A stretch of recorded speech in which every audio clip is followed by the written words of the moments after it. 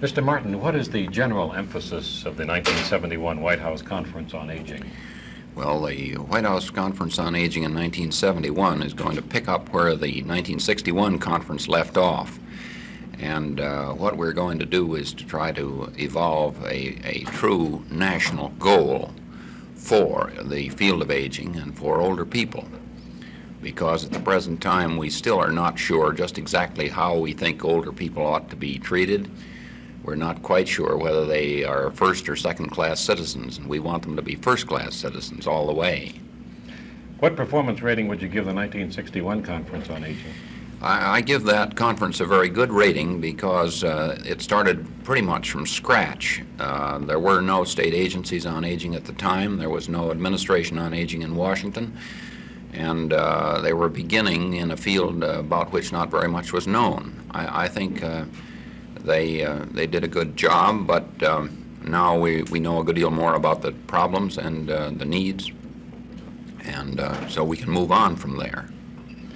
Mr. Martin, in January, Willis Atwell, an assistant in the Administration on Aging of the Department of Health, Education, and Welfare, spoke in Indianapolis, and he said that their department's projects were slanted not toward the elderly with economic problems, but those with psychological problems.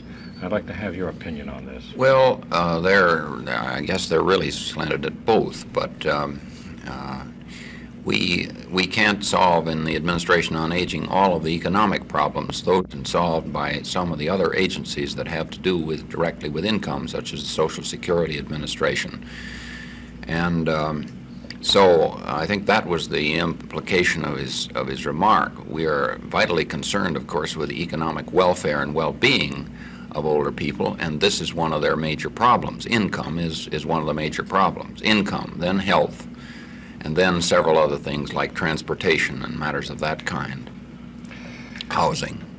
Mr. Martin, a report released in England and aired nationally on television last week criticized the use of drugs to keep elderly patients alive for extended periods. Are you aware of the report, and if so, what is your reaction? I haven't seen that report. The use of drugs is important in the treatment of some of the problems of older people, the medical problems. They have to be used properly. They have to be used under a physician's direction, and they shouldn't be used just for the purpose of keeping them in sedation or something of that kind. So that where drugs are properly used, they're of enormous benefit, and older people have a greater need for drugs because, in general, they have greater health problems. And so I would say that certainly drugs should not be used excessively or to keep older people just in a state of quiescence. I think they ought to be in a state of active living all the time that their health permits. Mr. Martin, is our nation leading other countries in solving the problems of the aging? We're not really in the forefront. We're somewhere in the pack, I would say. But there are other countries in the world, Sweden and Denmark, and some of the, to some extent, England and so on, which have developed very fine programs for older people. Israel is a country which has developed an excellent program for its older people.